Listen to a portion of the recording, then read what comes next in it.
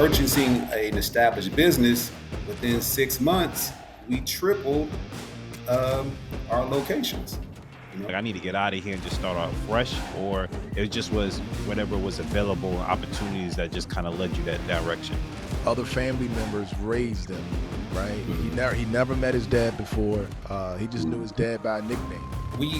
We decided to put it on pause because we didn't want to over leverage ourselves.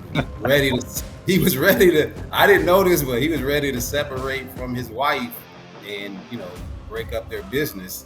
Man, that's huge, and I want people to catch this, right? Because and I asked that question because a lot of times we may either pass up opportunities or we don't know how to exit. But before we do that, before I talk to anybody, they always got to buy my book first. That shows me they're serious.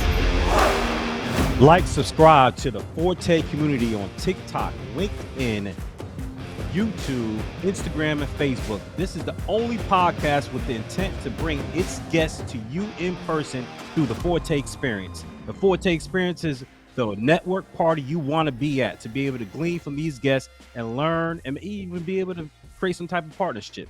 So go to www.theforteexperience.com to get the latest and greatest info on our next network event, which is November 2nd in Atlanta. August 1st, tickets go on sale. You don't want to miss out. So go check it out, www.theforteexperience.com, and subscribe your email to the website so you can get that info firsthand. Also, make sure you go to Amazon. Go to Amazon.com, and get your copy of my latest book, Wholesale to Wealth. Be sure to get your copy today if you're looking to be a wholesaler in real estate, learn how to invest in real estate, learn how to find deals, how to determine ARV, and so much more. Go to Amazon right now to get your copy of Wholesale to Wealth. What's up, brother? What's going on? Welcome to the Forte Podcast. I'm your co-host, Dominic Epps. And I'm your co-host, Randall Monfiston. And we are here to dive into your lane of greatness to discover what comes easy for you that may not be easy for all others. Everyone's a genius, from the 9-to-5 employee to the Fortune 500 billionaire. We're here to highlight those attributes through dialogue and interviews with amazing guests. Okay, Forteers, I got one question for you. What's that, bro? What's your forte? What's your forte? All right. Listen, man, because we doing a double shift today, we're going to dive right into this thing, man. So go ahead, bro, and let us know who do we have the pleasure today of having on the show. All right, Forteers, we got another hot guest coming off the mic here shortly. We have the owner, founder of Vital Vending LLC, Stephen Ingram. Come off mic and tell these people, what's your forte? Let's go. Appreciate the invite. Happy to be here. Thank you. I was thinking about this question. My forte is what I do. My main, this is long-winded. It could go various areas, but mainly I'm an educator in all aspects. Been teaching in the public school system for 20 plus years. Got an undergrad degree, master's degree, got a doctorate in the field as well. So education has always been my forte, but in the last 2 to 3 years, I pivoted towards entrepreneurship. It has tapped into a whole nother part of my brain that I didn't use since high school. And it's been really refreshing. And, in a nutshell, it started during the pandemic. It started with Uber Eats. And I got used to making money weekly, and then that led into me becoming a mobile notary, and then I just took those monies and this vending opportunity came, and here I am in the vending business. So it's been slowly scaling. Yeah. We're gonna get to that, man. But I want to say salute, first of all, for you to be a Black male teacher in the public school system, man. Let's give it up, man, because that's huge right now. So man, we want to say salute to you for holding it down, because I know that's very rare, right? It's rare to have male teachers in the school system. Even rare to have black male teachers in the school system. So salute to you, man, for doing it and doing. You said 27 years? 20. This is year 20 20. years. Wow, man. Yeah, that's dope. That's dope. And he's a doctor. Yeah. I'm Not a put some doctor. respect on that. Doctor. Yeah. Yeah. Hey, do you call yourself Yeah. doctor? Man, I gotta do it. I gotta do it, right? Just like how we do the Esquires for lawyers. Do you Yep. flex with the PhD in your name or the doctor in your name? What do you do? Before the pandemic, I did, but since it's kind of like I did it, I checked that off my list, and I don't make it a requirement. It just Got it. So when you did it though, how did it feel and how did you go by, making sure people put some respect on your name? man, it was hard. It was a 5 year process, 2012 through 2017, when I finally finished. Um, it felt great. The toughest thing about it was earning a doctorate. Like, you have to go through gatekeepers. Like, you have to appease them. So that challenge right there was like, there's certain things you had to do. You had to compromise a lot. You had to jump through some hurdles and hoops. It almost felt like corporate America type of thing, like getting this raise and Mm. promotion. So it was definitely that type of journey of where you had to, politic, know who you were talking to, understand what the people who were on your board wanted. It was a lot more than just, are you talented? Do you have intellect? And are you able to write? Yeah, it was a very interesting journey. So it felt good to do it because I definitely wanted to raise a standard, like, for just family lineage, give others something to aspire to, and look at me and be like, cousin Steph or uncle or brother or sister did this, I may want to aspire to that as well. And I'm all about whatever I do, I try to do it to the highest level. Whether I achieve it or not, it's just the fact of, like, let's go for it. The opportunity is here. I got this scholarship to do it, and let's put my best foot forward. And it worked out. That's good. That's dope. That's dope, man. And I love how you was phrasing the fact that they, it was gatekeepers, but it unknowingly was kind of testing you for what you're about to transition to when we talk about the vending machine business, right? Like, I remember when I first met you, you were sharing the conversation of how you had to be able to go to these different dealerships to be able to broker these deals. And I would Mhm. assume, and this is my question to you, do you feel like those conversations were a lot easier because you navigated that space in the process of getting your doctorate? Yeah, definitely, 100%. Especially when you have prior experience. It's almost like the chicken egg kind of theories. Like, they won't let you in unless you have experience, but who wants to give you the experience? So it's almost like that. It's like, how does it work? But thankfully, working with these dealerships and going to them, we were able to get in one. And the guy, he's all about. He came from humble beginnings. He had his start thanks to someone else, so he's always open to just letting businesses do work with him. So that way they can grow. He's been where you are, and he doesn't want to, like, limit you in no way, shape, form, or fashion. So Dr. Ingram, before we get into, another portion of your forte, right? We like to bring our listeners and our viewers up to learn more about your background. So tell us a little bit about where you're from, and how was life, growing up, as young Steph? All right, awesome, great question. I'm from Ohio, Midwest. It's a small town called Lima, Ohio. Um, to give people context, it's in the Northwest. It's near Toledo, Dayton. The major cities like Cincinnati is 2 hours away. Columbus is about 3 hours. Cleveland is about 4 hours. We're actually closer to Detroit, and also Lima is very famous because the TV show Glee is fictionally set at our high school, and it's set in Lima, Ohio. So a lot of people, if you've seen Glee, you've probably heard the name before. So from Lima, Ohio, and, like, my background is very non-traditional, which is, when you hear more about it, that explains why I went into the education space. But I didn't grow up with my mother or father. Was raised by my grandmother. She passed when I was 5. I got 2 siblings. Well, 2 brothers, 2 sisters. There's 5 of us total, and I have a twin as well. So I have a twin sister. And when my grandmother passed, we were the youngest.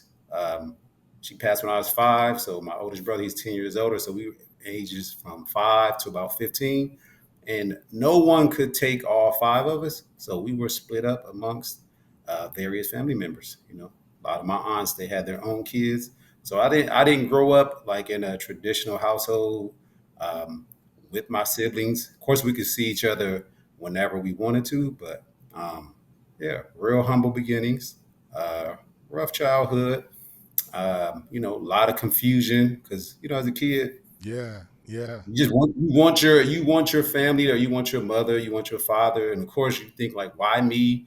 You like, is this something with me? But as you get older, you realize adults go through stuff too. They had their issues going on for whatever it may be, as to why you got 5 kids and you're not there for them. But yeah, it definitely was like a rough childhood. Um, you know, Low social economic status, living in, unsavory neighborhoods, um, not enough for everybody, food, bills, electricity, heat, anything you could think of when it comes to low income and poverty. That was like, part of my childhood.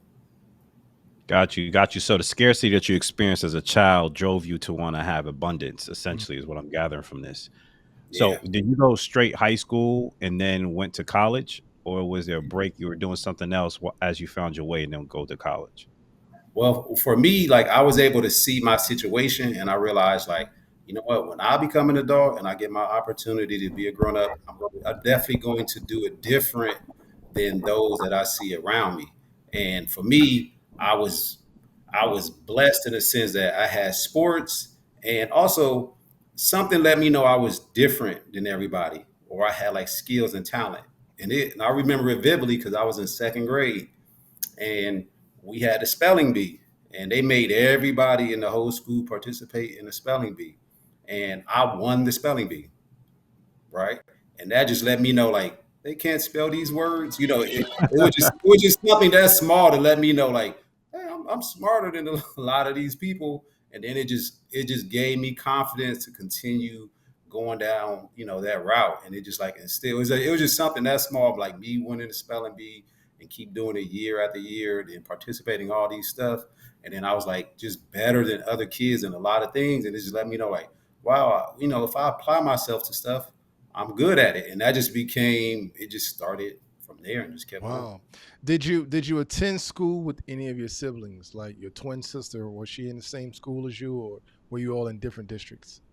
No, we all went to the same high school. And mind you, there's 5 of us, 3 different dads. So my oldest brother had his own dad.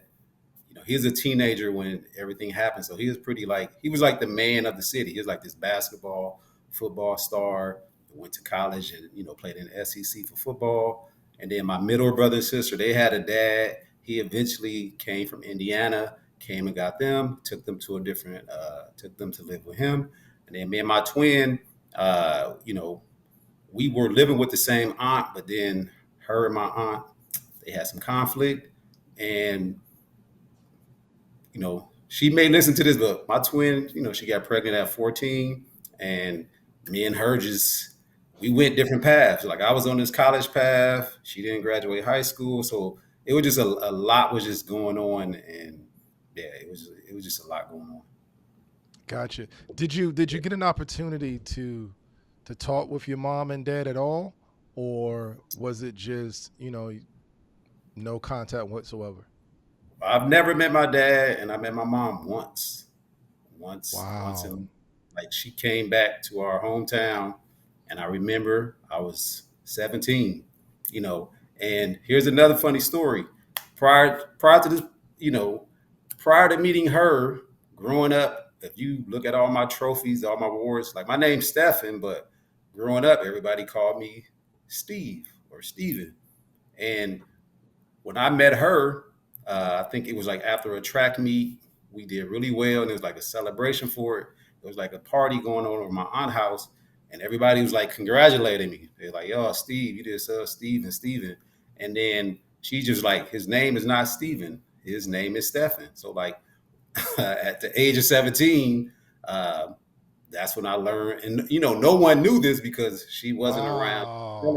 So I was like of that age where I actually learned, you know, my actual pronunciation of my name. You know, because I had, and after that, she was there that weekend, and she left and was like gone for good. But you know, Gotcha. mhm. That's tough, man. Okay. So all Yeah, right. that's tough. Yeah. So all right. So yeah, that's dope, man. Like that she's you met her for the first time, but it's weird, but then it's great at the same time, right? Like she stand on business to be able to like stand up for your name, like, yo, I named him Stephen, right? So put some Yeah, respect on the name like giving him, right? But at the same time, it's like, yo, where was you at all this time? So I can know that was the proper spelling and pronunciation of my name. So yeah, I get that. So you that's a lot going on, bro. Yeah. That's a yeah, lot, bro. man, yeah, yeah. You got that, then you got your sister, then you got all your siblings getting split apart, right? So you kind of like the last man standing in the household that y'all kind of grew up in for the most part, Yeah. right? So, did you leave Ohio to go seek education elsewhere? Was you kind of itching like I need to get out of here and just start off fresh, or it just was whatever was available and opportunities that just kind of led you that direction? No, I was a football player.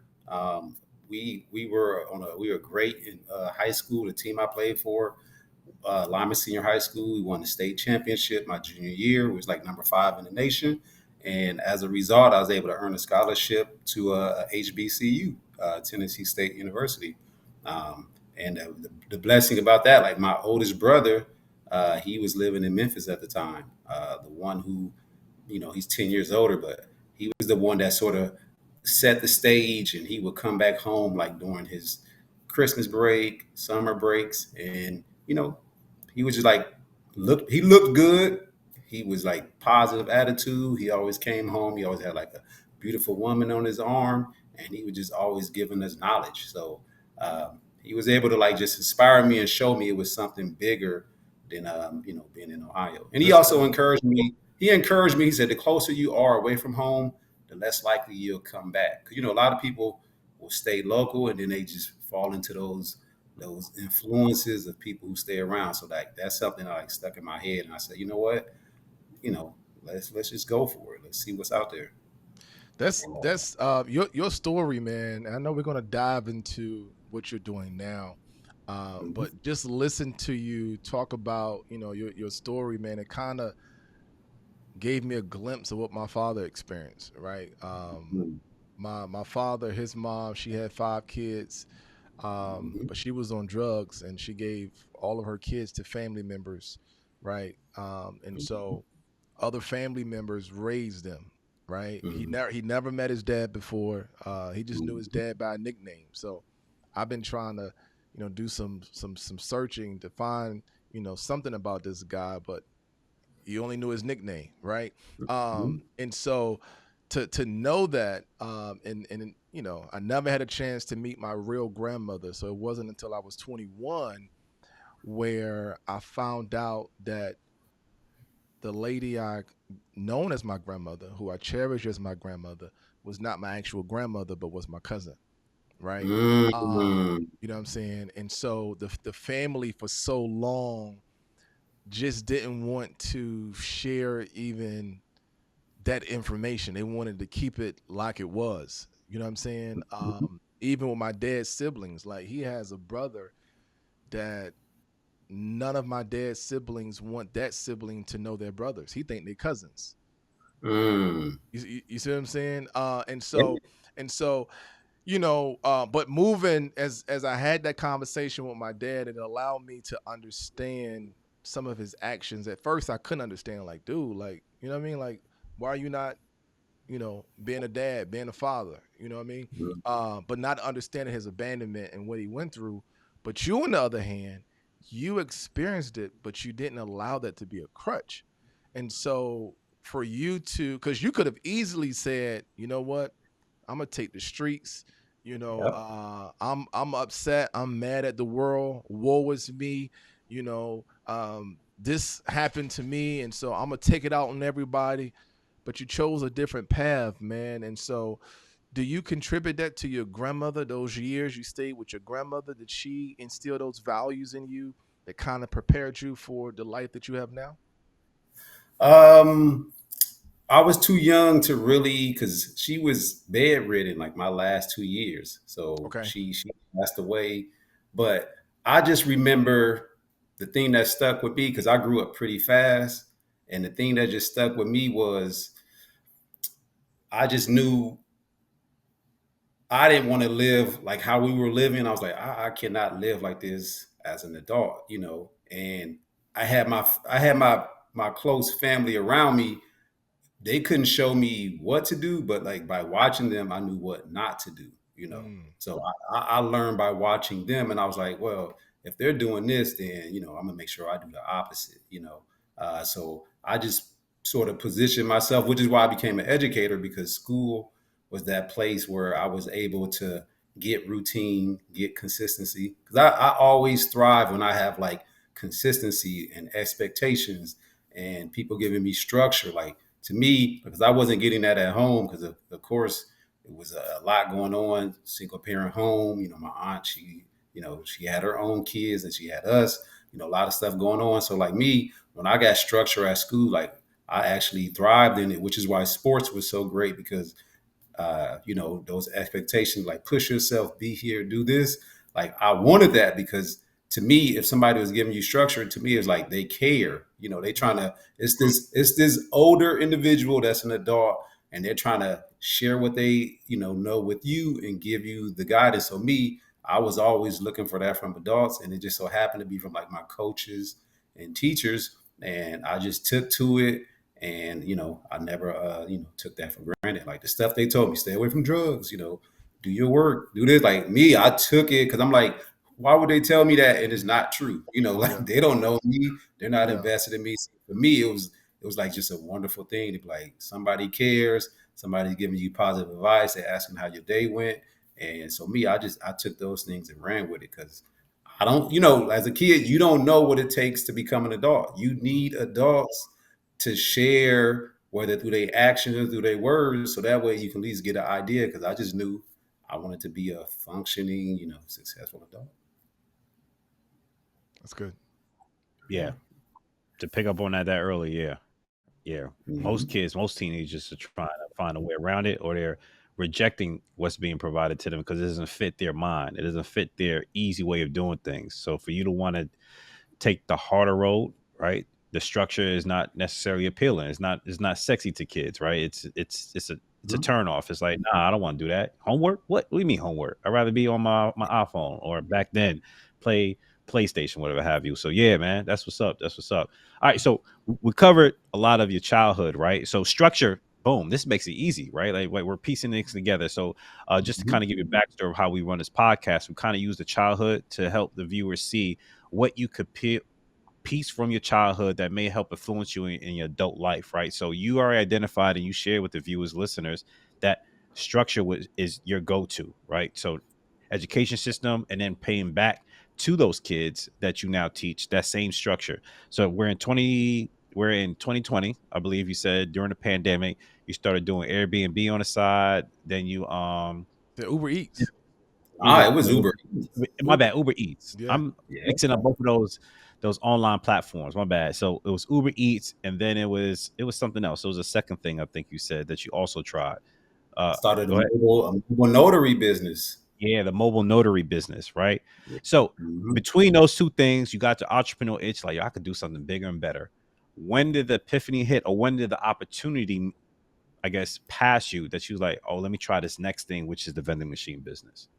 Well, it happened in 2021. Like, first year after the pandemic, things started opening up.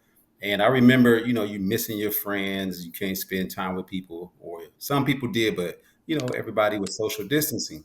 But in 2021, people slowly started getting back together.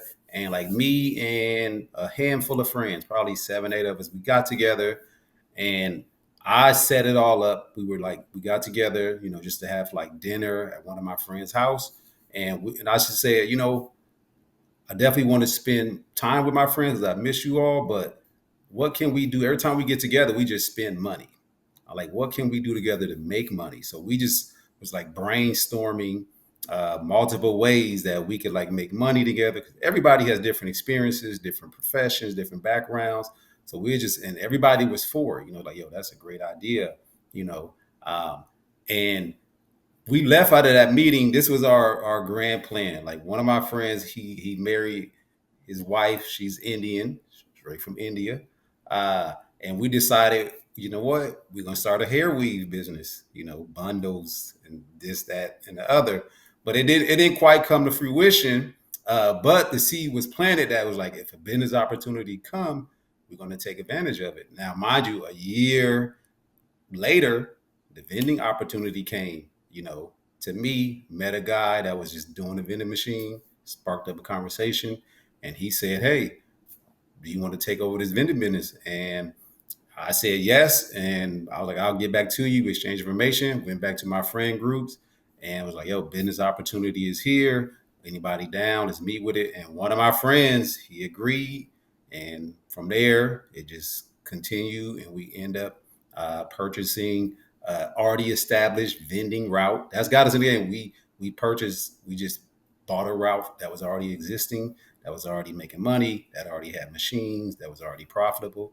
So that's how we got in the game. But yeah, it started a year prior, just laying that foundation. And then when the opportunity came, that made sense. You ran with it. So let's look at this real quick, right? So this friend group that you made, you presented this opportunity before the opportunity. When you say, listen, y'all, we coming together, we spending money, right? Yes. But how about we make money together, right? How many people in this group? How many people we're talking about? It was 6 of us. So 6. Okay. Yeah. All right. So you're telling me 6 was all talk, but there was one. There was one out of the 6 that was ready to say, you know what? Let's go. Let's do it. Let's go ahead and put some action behind it. Right. I want people to understand this. Everybody that you're cool with, that you rock with, that you're friends with, may not be ready or capable of being your business partner. Right? So, yes, it's good that you presented them with the opportunity and say, listen, y'all, however you did it, right? And it sound exciting at first. Like, yeah, you know what? Let's do this, man. Yeah, let's make this money. All right, y'all, it's time to put up. I don't know, man. I don't know if I'm not right now, man. Get with me on the next one. But Exactly. one person was willing to say yes, and you all acquire an existing business. So it wasn't like you had to go out and, meet new people and establish your own route. It was already there. Yeah. Wow, that's good, man. That's good. That's good. That's good. So what happens next? So you meet this guy. You all acquire this business, existing business with an existing route, right? Did you all have to pay cash for it, or did he owner finance the business? No, we paid cash. Me and this friend, um, we both put up the money. And the thing was, we were both in a great financial space to where instead of using our own money, we actually took out personal loans. So we leveraged our personal OPM, credit. Yeah, yeah. because we both could have, but I said, I'm not going to use my own money. Then he was like, you know what, you're right. So I'm going to use someone else's money because we already knew this was profitable. And then we already had forecasted and said, when we get our tax return for the business, we just going to get a business loan, which is what we did. And then the business loan cleared our personal debt, and now the debt was in the business name. So we already had it was already incentivized because this was like July of 2022. And we knew February 2023, once we filed taxes, we was going to have all this, income to show for it, easily get a loan and all that happened. So yeah, so that's how we got started. And also as a result of us purchasing an established business, within 6 months, we tripled our locations, all because we paid. Wow. Like, and I hope I'm not skipping ahead. So real quick, let's rewind. When the person that you met that had the vending machine business, right? Like, I want people to understand, right? Like, it wasn't that you just had a conversation like, hey, let me go buy your business. Like, there was a due diligence. I'm pretty sure you had to do some research, validate what Yeah. he's saying is true, get yourself comfortable, as well as be able to pitch this idea to the other people in the group that you had. What, let's say a mastermind. That's really what you had with these other 5 people that you were talking to. So what did that look like? Like, what was how long was that period of time from the time that you had that conversation with the individual selling his business to the time that you did your research, went back to the group, and then was finally closed? We bought the business. Kind of walk the viewers through that process, so they could really understand what it takes. It's not like, hey, I'm just gonna just drop a check, or you could drop a check, but be advised you do some due diligence. So, what was your due diligence phase like? Yeah, good question. So after me and the guy had the conversation, I took his contact info immediately within that week, within 7 days, proposed it to my friendship group. Uh, One guy, he was like, I'm with it. And then I called the guy back. We had a meeting. We met him at his storage unit where he keep his supplies. So like we were able to see that it's real, that he got all, where he keep all his machinery, all the food and all those things. And then we just had a conversation about it. We talked about his experience, how long he'd been doing it. And then that lasted that day. And then we had set up a time to actually go see the location that he had already established. And we went out there, trailed him on the job, saw how he filled it up. We wanted to see the machines. So we saw it all. And then we just asked for numbers. We asked for tax returns, and we saw proof, that he was actually making profit. Talked to the people at the location. And then after that, we started negotiating the price. So I have a question for you. I just had a quick question right quick, Randall. So was this one, and I'm just asking because I'm trying to really visualize this existing business, right? Was this one black business owner selling to another? Or He was Hispanic, actually. Say again? He was Hispanic. Wow. Yeah, he's Hispanic. Alonzo. I don't say his last name. But yeah, Wow. Hispanic. Wow. So man, that's huge. And I want people to catch this, right? Because, and I asked that question because a lot of times, we may either pass up opportunities or we don't know how to exit. We don't have an exit strategy, right? And so for Alonzo in this case, apparently he had an exit strategy, right? And you came in at the perfect time, right? That y'all met, and he was like, all right, cool, I'm ready to off this business. And I'm sure for him, if it's been profitable, he's probably put up for a while, right? But for you all to have this opportunity and, you do your due diligence and then you move forward with it. And then you said in 6 months, you all tripled?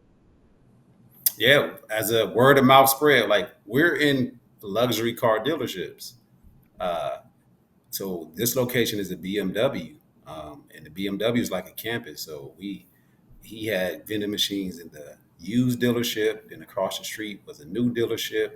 Then there was the service center and the collision center. So he had machines all over there. And when we took over, we were so personable and efficient, and we're like upgrading everything that friends of that owner of that dealership, I guess they come and have conversation.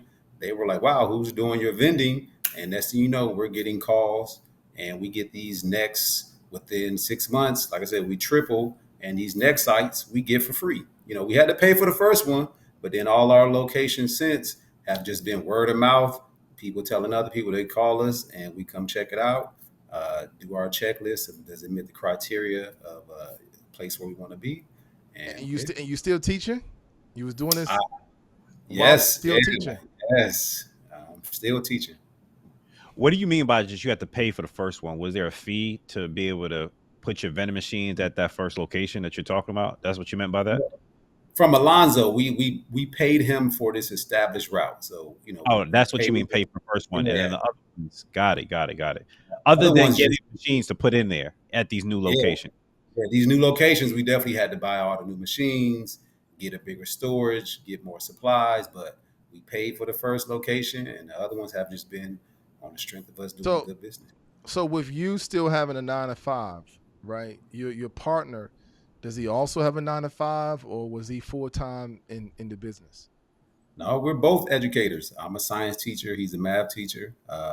And it was just we just had to carve out the space. It took us about 6 months to figure out what's the routine of this thing. Like, how does this flow? And then, of course, how does this fit into my life of personal things I got going on? I still, my main profession is the education. How did this fit in socially? So it took that whole first year to sort of figure out our standard operating procedures too, because we had to have this balance, and we had to figure out how we're going to divide up these responsibilities. It took us about a good year to really get into a nice sync and flow, and and really get it So, together. all right. So that led to another question then. So you acquired this business, Yeah. right? Did the business have SOPs when you acquired it, or was it just, hey, this is the route and you all work it however you so see fit? Or did he give you, hey, I normally, make changes on this day, this time? Like he gave you the SOPs, but maybe it wasn't in writing. Is that what took place? The only thing he gave us storage, ideas and locations and where we can store it. How he tracked his products, his procedure for trying to be as efficient as possible. He told us how he decided which products would go in the machines, and then so I just studied his movements because we were going over this for about 10 to 12 weeks. Uh, so I went with him on multiple occasions, just studied his movements, how he communicated with people, seeing how he did it, and so forth and so forth. And then I just put my twist on it to make it a little bit better and more efficient. So yeah, it was just from watching him, and then because of course me, I'm all about routine and structure. So it's like, all right, this can't just be some random. All right, how do you decide which days? What time are you going?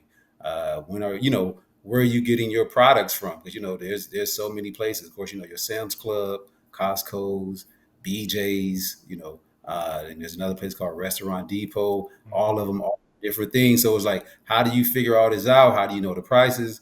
So he would share it, but a lot of it was like, all right, I just got to experience it, do it, and see how more efficient we can be. Because, you know, How do you decide? That's a good point. Or how do you decide what's going in each vending machine? So this way you are profitable. I'm sure something just staying there, not selling, is not making you any profit, right? So how do you determine what to put in there to make sure that it's going to sell within a reasonable amount of time? I call the method just throw it against the wall. If it sticks, go with it. If it doesn't, and for example, you'll put standard products in the machine that you like. I'm gonna get some Doritos. I'm gonna get Coke. I'm gonna get Frito Lay's. I'm gonna get Snickers. I'm gonna get M&Ms. You just putting the products in there, and if you go up there in a week and that product doesn't sell once, you take it out because obviously the people don't want it. And whatever is selling, you may want to add double that, and then you want to try new things. And eventually, we evolve to where now on our machines there's a QR code. People can scan it and give us product recommendations. We check it once a week. And also, one thing we changed that Alonzo didn't do because he really wasn't the most confident in his English. We actually talked to the people. Like Mm. when I would follow him, he would not speak to anybody. He wouldn't say he didn't say hello to nobody. Nobody like smiled when they saw him. And immediately I was like, oh, this guy is not personable at Yeah. all. So when we took over, we introduced ourselves to everybody in location, gave them our name, said we're taking over the vending machines. If you got any product ideas, come see me. Let me know, and the people will just come to you. The mechanics, the salespeople, the secretaries, uh, uh, the janitors, everybody, because they want what they want. So Mm-hmm. it was just building up the rapport. Everybody knows your name, and they love coming to tell you what they want, and so forth and so forth. So yeah, that's how we did it. So what's like this is all the glam and glitz side, right? So everybody's like, oh, Mhm. geeked up. I'm pretty sure viewers is like, man, I want to get in the vending machine business, right? Because they hearing all the good things. What is the hurdle that you experience? Matter of fact, what is the clientele hurdle or inconvenience or however you want to word it, right? Like what was the issue that you had to deal with that was like, man, this I didn't see this coming. And then how did you overcome that? Our biggest issue was within the first month, two machines broke down. We also do coffee at these dealerships as well. So um, you don't realize that people don't know how to work a coffee machine. Like they're trying to they're or they overuse it. So like coffee machines, like a lot of his stuff was old, so we had to replace coffee machines. You know, people would be stealing like coffee products because they were like at a dealership it's free, but there would be people who literally come off the street and just act like they're a customer and just take coffee. They'd take snacks that we would put out, and of course we're charging the dealership for it. So a lot of that was happening, machine issues, and our biggest thing was our financial mistake um, with the first location. We had a net 90 for the coffee. Now with the coffee, we're making 7,000 up to 10,000 a month. But we started in September and we didn't get our first payment for the coffee until December, January. And the vending machines, they were a slow grind. So we had this issue where we didn't have enough capital in the bank because we took out probably 5,000 more than the asking price. So we had like $5,000 in the bank.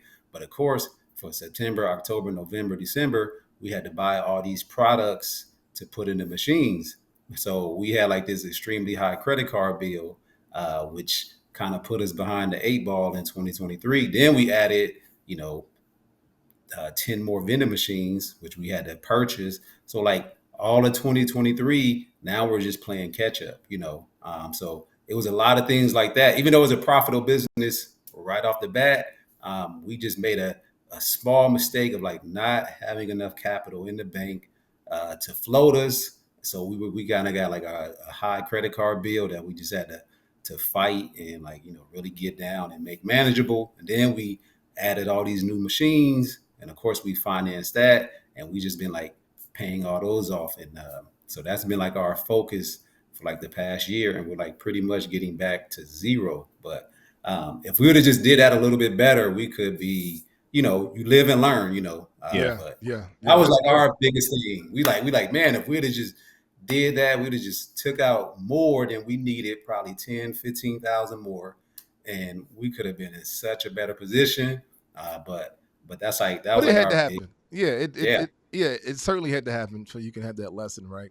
yeah. So for our viewers that may be new to business, and there's a term that you use that I want you to further explain it. You talked about net 90, right? So help our viewers to understand, what does it mean when you have a net 90 account?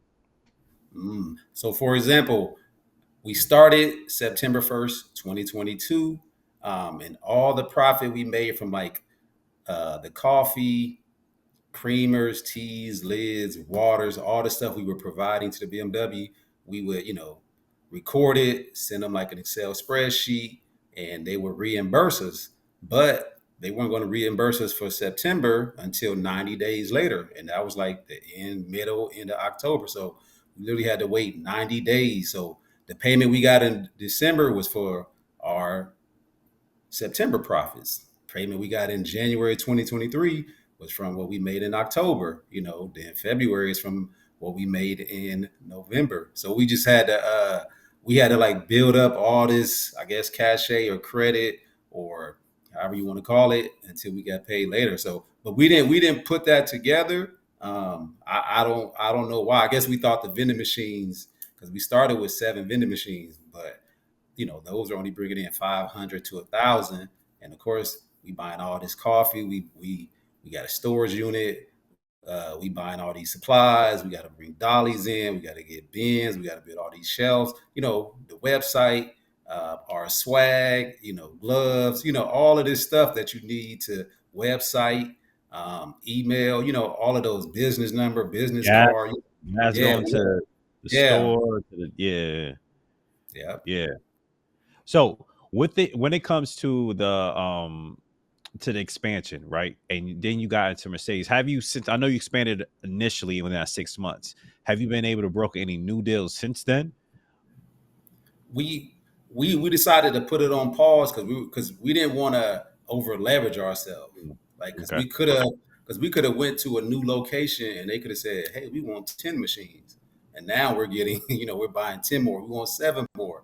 And then now we're like, we haven't even paid these off yet. But now we just added 6, 7, 8 more. Now that's more products. So we're like, nope, let's not overwhelm ourselves. Because of course, if we added these new locations, that's more for us to do. So it was just like, hold on, let's master where we are now. We did a lot within the first year. We didn't triple this thing, which is a great feat. Now let's get to where now we're like we're debt free, and now that we're in that position, we're looking to expand, and also we're looking.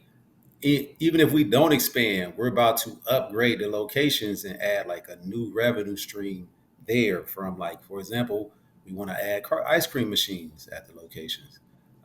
We want to add what you call micro markets. Those are like the refrigerators where you can put salads in there. So, even if we don't get new locations, we already have prime locations that we can even squeeze more, out of it and give them a more variety, which included, give us more income. That's stacking. That's Yeah, good. yeah, That's yeah. good. Let me ask you this: what age group are you teaching? I know you say you teach science, right? Is it middle school, high school, elementary? I currently teach middle school, but I've taught elementary, I've taught middle school, I've taught high school, and I've taught college. But I currently Okay, teach I teach sixth graders. gotcha. Do your students know that you have this business, and have you been able to kind of give them game on entrepreneurship? Well, they do know because uh, as you can imagine, everybody has a phone, and students will Google their teachers. They want to know if you're one of those teachers who like on TikTok that's dancing, or you out here doing these wild things. So they will look you up. And also, I a lot of the stuff that we don't sell at the machines that are no good, I bring it to the school. Wow. 'Cause it's the perfect place. The kids, like, if the kids, they will eat it, and they like, where you getting this from? Like, I own a vending machine, and now they all want to know where they want to pull up to it. But I'm always bringing food to the school, snacks, giving it to the kids. Anybody who want it, they can come get it. They can have it. Yeah. Have you Yeah, talked to the superintendent about you getting your vending machines in the school or? definitely, yes, 100%. But the thing is, since I work for the school district, they said it would be a conflict of interest. Mm. So that because the guy we bought the vending machines from, that wasn't his only route. He gave us access to all his vending machine routes, and I actually met him at my school. Like, that's how I met him, and he offered us the whole school district, Wow. which was about 80 machines, and we initially tried to work it out, but ultimately human resources, they wouldn't let us do it. Like, we even said, what if we put it, my boy's like, what if I put it in my wife's name? And Mhm. and we just handled it for her. They was like, it couldn't happen. So Yeah, it had to be arm length that's what we were transaction. able to do. Yeah, and then he showed us his other locations, and the one at the luxury dealership, the fact that it had the access to the coffee and being able to make money off of that, that was just like, oh, this is even better. So you said 80 machines just for the school district. Is he doing Yeah. that by himself, or is he has help? Now he does it by himself. Like, he was married, which is why he Mm. wanted, him and his wife were doing it together, which is why I met him at the perfect time, because all I said was like, how long you been doing this? I would love to get in the vending machine game. He was like, do you want to buy this route? Like, because he was ready to, I didn't know this, but he was ready to separate from his wife and, break up their business and take the cash and do that. There's So, an exit Wow. strategy. Wow. There's an exit strategy you was talking about, Dom. He was working on an exit like, strategy right there. Man, so we bro. didn't know that. Prepare for the Yeah. alimony. Yeah, That's what he yeah, prepared for. man. But here's a question I have for you, Doc, and that is, with you working in school, right, and then you have your vending machine business, like your social life. How is your social life, or is it where you just working, and you don't really have time for yourself? That's a good question. my social life, there's balance to it. Like I'm here because I was out, and that's how I met Randall. So I'm out, and I actually uh, I came to the Forte experience this past May, the all white event, which was great, by the way. So I appreciate the Talk Oh yeah, about so it. Talk yeah, about so, it. so you was out of Tell these them about it. streets. You was out of these Yeah, streets. I got you. I got yes. you. Yes, That's I dope, devote man. 2 days a week. I devote 2 days a week to the vending business. I'm like I do Wednesdays and Thursdays, and then other than that, it's like I need that balance of being able to hit the gym. You know, I still like to read, network. You know, and of course socialize. Yeah. That's So good, man. I'm glad you said that you 2 days a week that you do the vending machine business, right? But what does it look like if a vending machine goes down? Is there a maintenance handyman that you have on dial that you could go out there and fix the vending machine? Or if a product runs out, like do you do some type of emergency refill? Like kind of talk to the audience about how do you manage those emergencies that occur? Okay. It took us a while to find a mechanic. We do have one. Um, you know, it's pretty pricey, $200 just to come out, no matter what it is. But if it's costing us, $300, could be one day, it's paying for itself. So we definitely have a mechanic. I'm at the stage in my teaching career to where like if I have to miss a day, I will. Like I'm not one of those people who like the job cannot function without me. So I have no problem like putting in for a sub, doing that, go handling business. And if the products need anything, I'm on it because I'm all about customer service. We're here to meet the needs of our clientele and our customers. And also we know if your machines aren't working well or doing what they need to do, people are going to break your machine. They're going to shake them. Mm. That's the Wow. one thing you don't want. So like Yeah. Yeah. we treat people so well that if anybody like tries to do anything to our machines, they're like, no, stop it. They'll let you. They're not letting it happen. So and also if I'm always giving away free products. So if I see kids at these dealerships, of course they see you over there, they want to come watch. I Whatever you want, you can get it. Even the staff there, if they like, oh, I love this snack, I drop some off on my way out. Just to let them know because ultimately they're going to put it right back in the machine. Right. Right. Right. Right. Right. You know, That's good, so man. So talk to us about. Let us know as we wrap this up. Right. Give us your 5-year, 10-year plan. What's next for you? that's a great question. Great question. I will be a full time entrepreneur. I definitely want to throw my ring into that arena and reclaim my time and see what I can do, you know, giving 24 hours to it and start planting more seeds. Uh, Vending wise, I definitely, just like anything I've ever done in life, I definitely want to push it uh, as far as I can, whether that's me hiring employees, expanding throughout, purchasing a warehouse, creating a course. Uh, because I'm an educator by nature, so I love like sharing information, disseminating it, giving it to others. So I feel like it's only right that I do a course, put that together.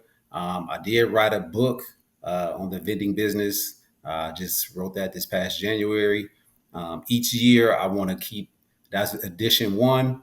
2025, I want to do edition two, and just keep adding to it all the things I'm experiencing, and then take this vending money and move into like another area of business. What that is, I don't know, but I'm trying to find it out by like networking, going to all these events, meeting with other people, and just figuring, because there's so many ways to make money. You just got to figure out like what fits your personality, and just go in on it.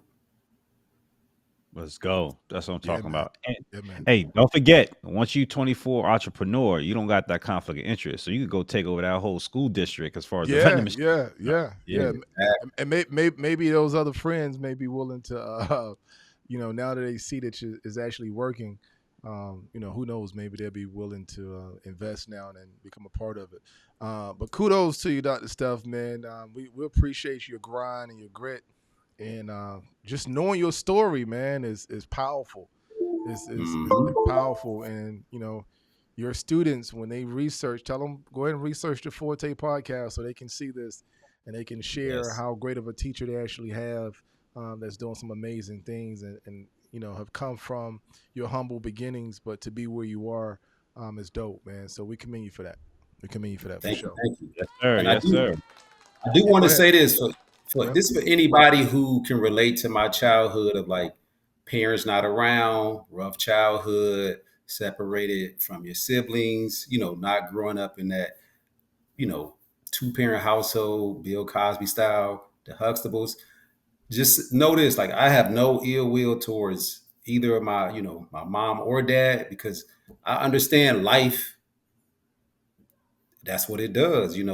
Drugs, violence, things happen to where people, are incapable of doing what they need to do. And I understand that. And, life gives you what it does. And you make the best of it, because if those things never happened to me, I probably wouldn't be, the humble, hard worker, diligent, appreciative person that I am today. So like, since I like me, I obviously had to like the stuff that I went through to, Yeah, that's I am good, to this man. day. So Life no, I give don't you hold you off. lemons, turn into Exactly. lemonade. That's right. Yep. Mm-hmm. That's cool, man. Well, listen, man. We're gonna put you in the green room right quick. But go ahead and give your contact information, your website, and how can people get in contact with you? Awesome, awesome. I appreciate that. The company is called Vital Vending LLC. That's the website as well. www dot. On there, you also see our email address is info at vitalvendingllc.com. You can either reach out through email. We also got a business number, 888-330-7711. So if you want to reach out that way, hit me up. We can always talk, put you on the game, share some things with you. But before we do that, before I talk to anybody, they always got to buy my book first. That shows me they're serious. Come on, What's the show us the book? What's book. the book? Show us the book. Where is it at? It's an ebook. So Okay, like okay, okay. it's an ebook. Even my nephew, he wanted to talk vending business. He's 17. I said, you got to buy the book first. And he was mad, but he bought it. And then we had a conversation, you know. Yeah, yeah. It's That's on the dope, website. man. It's on the website. The ebook. It is on the website as well. Yes. How much is the ebook? It's $10. Okay. I, All right. I say I say it's $1,000 worth of game for $10. It's a great return on your investment. That's what I'm All talking right. about. Yeah, we're going to make sure we get that. We'll get a copy, man. Go ahead and support for sure. Yes, Yep. sir. Let's go. Vital Vending, Dr. Yes. Stephen Ingram. Yes. He's Yes. official. He's a Fortier. Let's go. Let's Yeah. go. Yeah. Let's go, man. All right, hold tight, brother. Hold tight. Hold tight. Man. Hey, man, Yeah. that was dope, man. Yeah. And I think it's a common theme. A lot of our guests, right? There's some type of hardship or struggle. Yeah. Not saying you have to, but I think oftentimes if you're able to overcome the hardship, Yep. sky's the limit. The sky's Yep. the limit. That's the common Yep. theme I'm seeing from the Yep. majority of our guests. Yeah, man. And to be in that field, it was one thing he mentioned that I was like, man, that was dope. Like, for one, he shadowed the guy, so he was able to see, okay, let's see how he moves, how he operates with the customers, which he noticed, hey, he doesn't even talk to these people, right? Yeah. So he knew immediately that with his personality, he's going to be able to add instant value, right? Like, okay, he's not talking, and maybe it's the language barrier, whatever it may be, but he's Mhm. not offering this. So let me go ahead and offer this, right? Let me go ahead and over deliver, as Magic Johnson puts it, right? So he Yeah. over delivered, and then within 6 months, you triple your business. And the Just samples. by, yeah. I like how he's giving out samples, right? Like, yeah. He's creating loyalty through that, right? The over Absolutely. delivery piece, right? Absolutely. Absolutely. I just think, and I probably should have mentioned this. Who knows, man? I think some of his students may, be some of his greatest employees. He may have a couple students, once they got out of high school or in high Yeah. school that can drive, that they may be some of his greatest employees. You know Yeah. what I mean? Yeah. So, but that's dope, man. To have him here, and to write a book about it. So that's another stream of income. Right? That's another stream of income. But one last thing before we wrap it up. Think about how many people that, not just us, but just people in general who have these amazing ideas and they try to go to family and friends to present it and they don't buy in. They don't see it. Right? Because they're programmed to believe that there's only one way to have a stream of income, which is earned income. Right? Yeah. And not realizing that there's other streams and other opportunities for you. And so that goes to show that not everybody is going to be willing to take that leap. And that's okay, because everybody's not built for that. You see what I'm saying? So, but salute to that one friend that was willing to say, look, man, I'm with you. Let's do it. I'm all in. Let's make it happen. So, hey, man, another fire episode, everybody. Another fire episode, man. Woo! What's your forte? What's your forte? Hey, y'all make sure y'all go to the forteexperience.com, theforteexperience.com, and get your tickets August 1st. August 1st, the tickets do go on sale. We're going to be right here where I'm at in the A, baby. We're going to be in the A in Atlanta. Y'all make sure y'all get your black tuxedo, black suit, black dress. Listen, however you want to do it, just come in the building. We're going to have people like Dr. Ingram in the house and others you've seen here on the Forte Podcast. So make sure you go August 1st, get your tickets. You don't want to miss out. The Forte community. Go subscribe, go follow right now. Listen, we would love to reach 1,000 subscribers organically on YouTube today. Help us out by make sure you subscribe and make sure you hit the notification button so you can be the first ones to get the latest episodes. Hey, we out of here, man. Great job, brother. We out. Peace.